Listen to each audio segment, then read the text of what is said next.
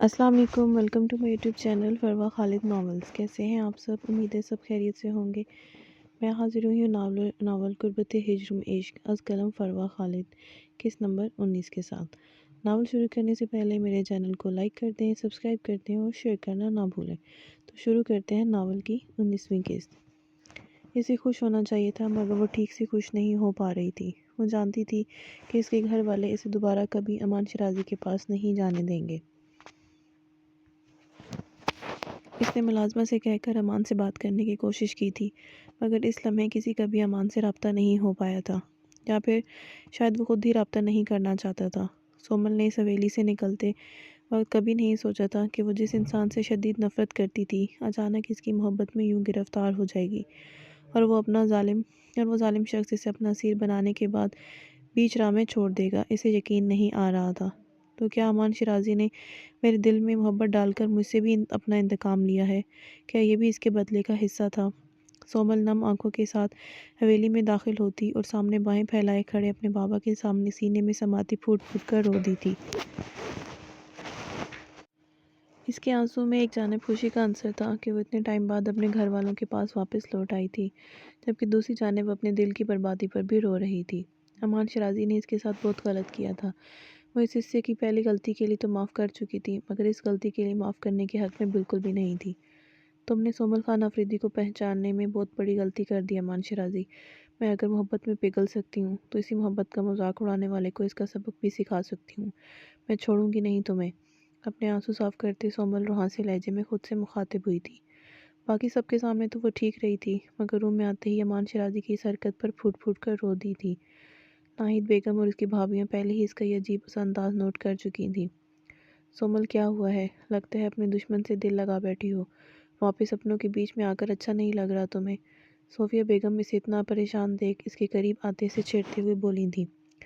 وہ سب اس کے بنا کہیں سمجھ گئی تھیں کہ ان کی نخریلی اور مغرور شہزادی اپنا دل وہیں چھوڑ آئی ہے، ورنہ سومل خان آفریدی کسی کے لیے روئے یہ ممکن نہیں تھا۔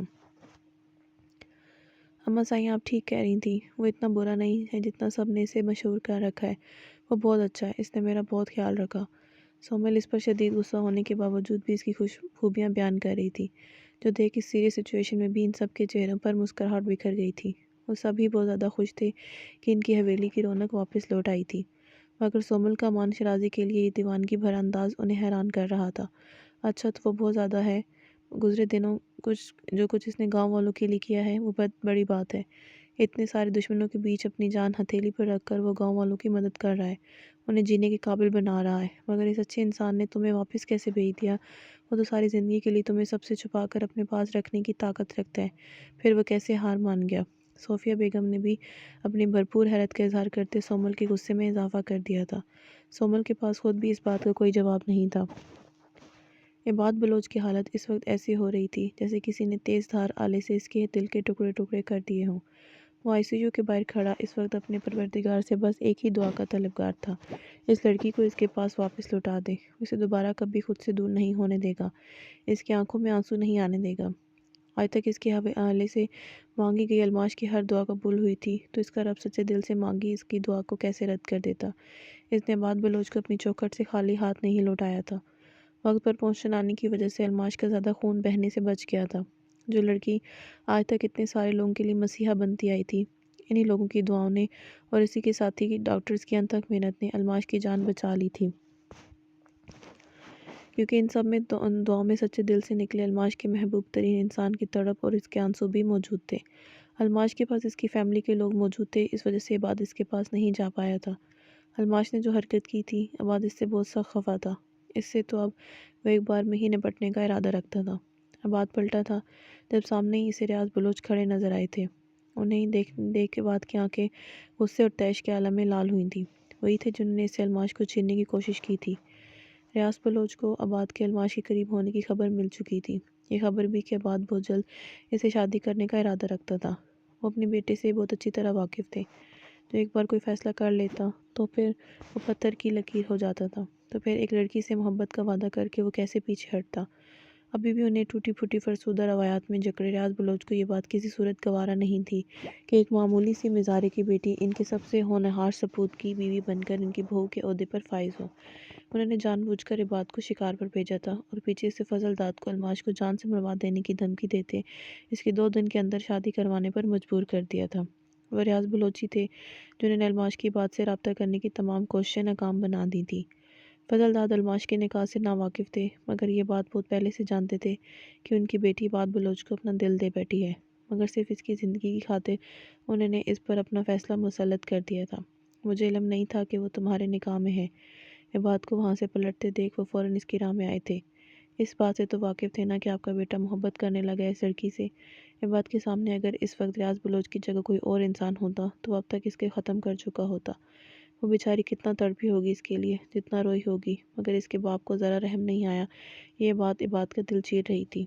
مجھے معاف کر دو، میں مان چکا ہوں میں بہت غلط ہوں، میں تمہیں اس طرح نہیں دیکھ سکتا، میں اس لڑکی کو اپنی بہو بنانے کو تیار ہوں، اس سے اپنے کیے کی معافی بھی مانگ لوں گا۔ ریاض بلوچ جو آج تک ہر ایک کو اپنی نفرت سے ڈستے آئے تھے، آج چند لمحوں کے لیے بھی اپنے بیٹے کی آنکھوں میں اپنے لیے نفرت آمیز جذبات نہیں دیکھ پائے تھے۔ عباد ایک نظر ان کی جانب دیکھتا بنا کچھ بولے وہاں سے نکل گیا تھا۔ وہ اس وقت شدید غصے میں تھا، اپنے باپ کے ساتھ سامنے کوئی گستاخی نہیں کرنا چاہتا تھا، جبکہ ریاض بلوچ آج پہلی بار اپنی کسی سازش کے میں اس بری طرح ناکام ہونے پر اپنی ہر اس سازش پر شدت سے ندامت ہوئے تھے جس میں انہوں نے ایسی کسی اور کی زندگی اور جذبات کے ساتھ کھلواڑ کیا تھا۔ مگر نہ جانے ان کے رب کو آج ان کی کون سی نیکی پسند آ گئی تھی کہ اس نے ان کے کیے کی سزا ان کے بیٹے کو نہیں دی تھی اور اس کا دل اجڑنے سے بچا لیا تھا۔ ناہید بیگم کے منہ سے نکلے الفاظ پر سومل کے ہاتھ میں موجود چائے کا مگ زمین بوس ہوا تھا۔ وہ وہاں کھڑی پھٹی پھٹی نگاہوں سے اپنی ماں کی جانب دیکھ رہی تھیں۔ شور کی آواز پر وہ سب بھی اس کی جانب متوجہ ہوئی تھیں۔ اس کے بابا نے اس کی جانب سے امان شیرازی کی جانب خلا کا نوٹس بھجوایا تھا۔ سومل کے وہم و گمان میں بھی نہیں تھا کہ اس کے بابا اس سے پوچھے بغیر ایسا کیسے کر سکتے ہیں۔ ایک جانب گھر میں شادی کی شہنائیاں گونج رہی تھیں جبکہ دوسری جانب اس کا رشتہ توڑنے کی بات چل رہی تھی۔ اماں صاحب مجھے امان شیرازی کے ساتھ رہنا ہے، میں اسے محبت کرتی ہوں، اب بابا صحیح سے کہیں وہ اپنی بیٹی پر ایسا ظلم مت کریں۔ سومل کی آنکھوں سے آنسو ٹوٹ کر چہرے پر گر رہے تھے۔ وہ اپنے پیچھے آ کر کھڑے ہوتے عباس خان آفریدی کو نہیں دیکھ پائی تھی۔ میرے کمرے میں سومل، اس سنجیدگی بھرے لہجے میں اپنا حکم صادر کرتے وہ اندر کی جانب بڑھ گئے تھے۔ سومل جانتی تھی اس وقت جسوال ہی تھا جو اس کی مدد کر سکتا تھا۔ اس نے فوراً موبائل اٹھاتے جسوال کو کال ملائی تھی۔ میں بابا صحیح سے بات کر چکا ہوں، ہم سب کو تمہاری خوشی سے بڑھ کر کچھ بھی عزیز نہیں، تم جو کہو گی وہی ہوگا۔ جسوال کو خود بھی اندازہ نہیں تھا کہ اس کے بابا ایسا سنگین فیصلہ کر جائیں گے۔ اسے جیسے ہی اس بات کی خبر ملی تھی اس نے فوراً ان سے بات کرتے ساری صورتحال کو سنبھال لیا تھا۔ وہ خود تو اس حویلی میں نہیں آ سکتا تھا مگر اس نے جنید جو میرال کے ساتھ رہنے کی ہدایت کی تھی، جس ہدایت پر عمل کرتے جنید اس وقت بھی سومل کے پیچھے روم میں داخل ہوتا خاموشی سے ایک جانب بیٹھ گیا تھا۔ عباس خان آفریدی کے ساتھ ساتھ سومل بھی اس بات سے انجان تھے کہ جنید کی موبائل پر چلتی کال میں یسوال کے ساتھ ساتھ امان شیرازی بھی ان دونوں کی گفتگو سن رہا تھا۔ امان شیرازی اب تک ہمارے ساتھ جو بھی کر چکا ہے، تم اس بارے میں سب جانتے ہوئے بھی اس شخص کے ساتھ رہنا چاہتی ہو۔ عباس خان آفریدی نے اپنے سامنے بیٹھی لاڈلی بیٹی کو جتاتی نگاہوں سے یہ دیکھتے یہ الفاظ ادا کیے تھے۔ سومل اپنے ہونٹ کاٹتی ان کے سامنے بیٹھی اپنے فیصلے میں بالکل کلیئر تھی۔ اسے امان شیرازی کے ساتھ ہی رہنا تھا مگر اپنے بابا کی رضامندی کے ساتھ۔ گستاخی معاف بابا سائیں، مگر آپ نے بھی تو اس کے ساتھ اب تک بہت غلط کیا ہے بابا سائیں۔ پہلے اس کے بابا کو رسوا کروا کے اس گاؤں سے نکلوایا اور صرف اتنا ہی نہیں، اتنے سالوں بعد بھی آپ اپنی اس نفرت کو نہیں بھول پائے اور گاؤں میں کوئی بھی تعلیمی ادارہ نہیں بننے دیا۔ اس گاؤں میں ہم حویلی والوں کے سوا بھی جیتے جاگتے لوگ موجود ہیں بابا سائیں، جنہیں آزاد پیدا کیا گیا ہے، جن کے پاس اپنی مرضی سے زندگی گزارنے کا حق حاصل ہے۔ آپ کیسے سردار ہیں بابا سائیں جن کی سرداری میں گاؤں کی لڑکیوں کو عزتیں محفوظ نہیں ہیں۔ آپ کی بیٹی کو اگر حویلی سے اٹھوا کر اس سے نکاح کیا ہے امان شیرازی نے، صرف اور صرف آپ کو اس بات کا احساس دلانے کے لیے کہ جب جوان بیٹی کو راتوں رات گھر سے اٹھوا کر اس کی عصمت نوچ کر اس کی لاش کھیتوں میں پھینک دی جاتی ہے تو اس غریب باپ کے دل میں کیا گزرتا ہے۔ مگر گاؤں کی لڑکیوں کے ساتھ کیا ہو رہا ہے آپ نے تو اس بات کا کبھی نوٹس ہی نہیں لیا۔ بروقت علاج نہ ہونے پر کیسے غریب مزارے ایڑیاں رگڑ رگڑ کر مر جاتے ہیں، آپ کو تو اس بات کی بھی پرواہ نہیں۔ ایک بار ان لوگوں کی جگہ پر خود کو رکھ کر دیکھیں بابا سائیں، تب آپ کو اندازہ ہوگا کہ اب تک آپ کتنے سارے لوگوں کی حق تلفی کا باعث بنے ہیں اور اگلے جہاں آپ کو اپنے رب کے ساتھ ان تمام لوگوں کو بھی جواب دینا ہونا پڑے گا۔ امان شیرازی کو قتل کروانے کا پلان بنانے کے بجائے آپ کو اس کا شکر گزار ہونا چاہیے جس نے گاؤں والوں کی زندگی سنوارنے کے ساتھ ساتھ آپ کی آخرت بھی سنوارنے کی کوشش کی ہے۔ اس شخص نے میرے ساتھ غلط کیا جس کے بعد پھولوں کی سیج ہٹاتے اس کے نہایت قریب آن بیٹھا تھا، اتنا کہ اس کی گرم بوجھل سانسیں الماش کے پورے وجود میں مزید لرزہ طاری کر گئی تھیں۔ عباد نے ہاتھ بڑھا کر اس کا گھونگھٹ الٹ دیا تھا، مگر سامنے کا منظر اس کے دل و دماغ کو اپنی دل فریبی اور دلکشی میں جکڑ گیا تھا۔ وہ پور اس کے لیے سجائی گئی تھی، اس کے اوپر سے اس کا دوپٹہ ہٹ چکا تھا، جس کے بعد اس کے حسین سراپے کی رعنائیاں مزید اجاگر ہونے لگی تھیں۔ اگر میں وقت پر نہ پہنچتا تو جانتی ہو نا کیا ہوتا؟ اتنی محبت کرتی ہو مگر بھروسہ ذرا سا بھی نہیں کر پائی۔ اسی کمر میں بازو حمائل کرتے، اسے اپنے قریب کرتے، خفگی کا اظہار کرتے بولا تھا۔ وہ غصہ نہیں کر رہا تھا، الماش کی جان میں جان آئی تھی، مگر اس نے بولنے کی جرأت اب بھی نہیں کی تھی۔ مجھے لگا میں اب آپ کے لیے اہم نہیں ہوں، آپ بھول گئے ہیں مجھے، اس لیے میں نے… الماش کی بولتی اس وقت بند ہوئی جب عباد اسے پیچھے تکیے پر گراتے اس پر پوری طرح سے جھک چکا تھا۔ بولو نا، تم خاموش کیوں ہو گئی؟ میں سن رہا ہوں۔ سر ترین لہجے میں بولتے وہ الماش کی نت کھولنے، ہاتھ کی پوچھ سے اس کے چہرے کو چھوتے بولا تھا۔ الماش بول کیا خاک پاتی؟ اس سے اس شخص کے خطرناک تیور خوفزدہ کر رہے تھے۔ آپ مجھ پر بہت غصے میں ہیں؟ الماش نے اپنی گھنیری لرزتی پلکوں کی باڑ اٹھاتے اس سے پوچھا تھا، مگر پھر اگلے ہی لمحے اس کی جذبے لٹاتی نگاہوں کی تاب نہ لاتے فوراً سے جھکا گئی تھی۔ تو کیا نہیں ہونا چاہیے؟ اس کے ایک نقش پر اپنی گرم سانسیں چھوڑتا وہ اس کے چہرے کو جھلسا کر رکھ گیا تھا۔ اس لڑکی کو سزا دینے کے اس کے سارے طریقے انوکھے ہی ہوتے تھے، ہر بار وہ اس سے پہلے سے زیادہ اپنے قریب لے آتا تھا۔ آئندہ ایسی حرکت کرو گی؟ اس لڑکی نے اب تک اس کی محبت پانے کے لیے بہت زیادہ اذیت برداشت کی تھی، آج وہ اپنی زندگی کا اتنا اچھا موقع ضائع نہیں کرنا چاہتا تھا۔ وہ آج اس کے پورے وجود کو اپنی محبت سے مہکا دینا چاہتا تھا، آج اس بات کا احساس کروا دینا چاہتا تھا کہ وہ اس کے لیے کتنی زیادہ اہم ہو چکی تھی۔ کبھی نہیں۔ الماش نے فوراً نفی میں سر ہلایا تھا جب عباد اس کے کانوں سے بھاری بھاری جھمکے اتارتے اس کے لال پڑتے گانوں کو ہونٹوں سے سہلا رہا تھا۔ اپنے کان کی لو پر اس کی شدت بھرے لمس کو محسوس کرتی وہ اس کے حصار میں کسمسا کر رہ گئی تھی۔ میری ہر بات مانو گی؟ اس کے ناک سے اپنا نام مس کرتے عباد نے اگلا سوال کیا تھا، جس پر الماش نے فوراً اس بات میں سر ہلا دیا تھا۔ عباد اسے جولری کے بوجھ سے آزاد کرتا اس کی گردن پر جا بجا اپنی دیوانگی بھرا لمس چھوڑتے اس کی حالت خیر کر گیا تھا۔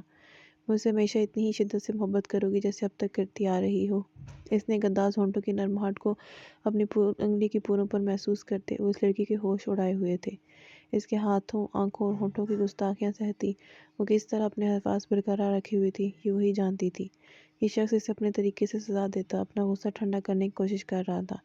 میرے غصے کو ایسے ہی برداشت کرو گی جیسے اس وقت کر رہی ہو؟ اس کے نازک وجود کو دوپٹے کے بوجھ سے آزاد کرتے اس سوال پر عباد بلوچ کے لب مسکرائے تھے۔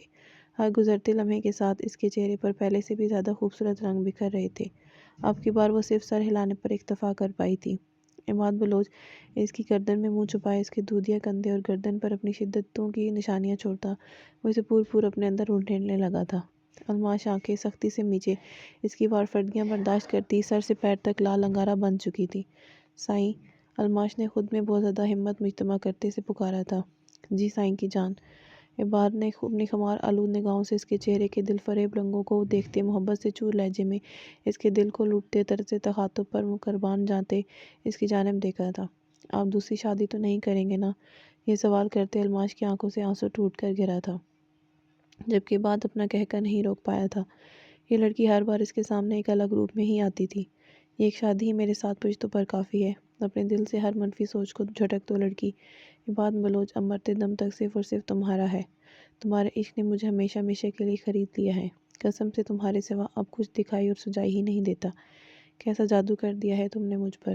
عباد بلوچ اسے اپنی باہوں کے حصار میں لیتا اس کے ہر وہم و وسوسے کو اپنی محبت سے دور کرتا چلا گیا تھا۔ الماش آج بھی اس کے سامنے نگاہیں اٹھانے سے کتراتی اس کی وار فردگیوں پر خود میں سمیٹتی عباد بلوچ کو مزید اپنا دیوانہ بنا رہی تھی۔ الماش کی خوشی کا کوئی ٹھکانہ نہیں تھا آج۔ وہ بہت زیادہ خوش تھا۔ بہت ساری تکلیفیں برداشت کرنے کے بعد آخرکار وہ اس کی محبت کو عباد بلوچ نامی انتہائی دلفریب منزل مل چکی تھی۔